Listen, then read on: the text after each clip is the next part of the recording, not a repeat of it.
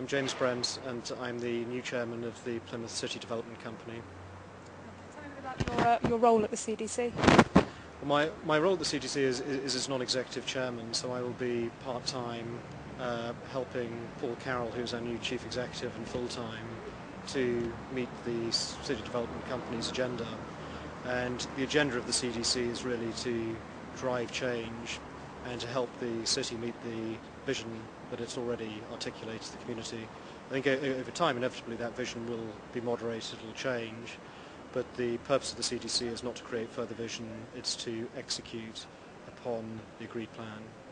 And what would your message be for people in Plymouth? What would you hope to see from them to enable the CDC to work?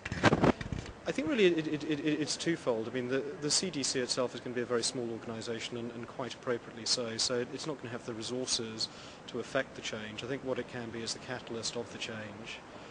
And I think what we need from the people of Plymouth really is two things, and very importantly, one is to be supportive of the CDC in setting change agenda, and secondly, I think almost more importantly, to hold our feet to the fire. And it's not just, as I say, us, it's the business community, it's the public sector in various guises, but to hold us accountable to achieve the agreed change agenda, because I think the danger with this is that we have the launch today and it becomes a talking shop, and in 24 months' time we still have a really interesting vision, but we're not moving down the steps of executing that plan. So it really is holding us to be accountable alongside our partners who've been great in the form of Plymouth City Council, the Regional Development Agency, English Partnerships, and the business community. Paul Carroll, I'm the new Chief Executive for the Plymouth City Development Company. Tell me a bit about your role at the CDC.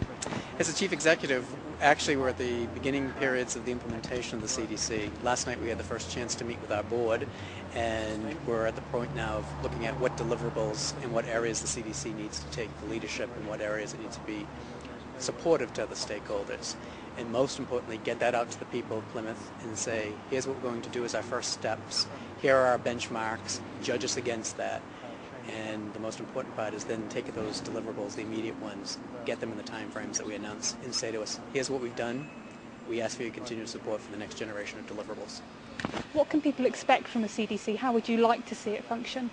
I'd like to see it. I believe that the CDC has that role. It's one of the stakeholders, and I've said it before, about a renaissance for Plymouth. I think the CDC has a key role in leading some of those efforts and, again, supporting some of those others. I think the important part of the CDC, and this is what really attracts me to Plymouth and why I think Plymouth is so much further ahead than a lot of other communities, and it's the commitment across the sectors, the commitment of the public, the private, academic, scientific, cultural, and most importantly, the people of Plymouth. CDC needs to make sure that they keep those relationships strong. We're not always going to agree, but any good relationship weathers that, but we need to make sure that what the CDC is doing is moving forward and working with the stakeholders to move forward. And what's your message to the people of Plymouth? I'm just, first of all, honored to have been chosen for this position. I hope the people of Plymouth realize, it's been talked about a lot of potential in Plymouth. This is much further than potential. There are so many resources that already exist. I want them to realize that as a CDC, we want to realize those for the benefit of all the people of Plymouth.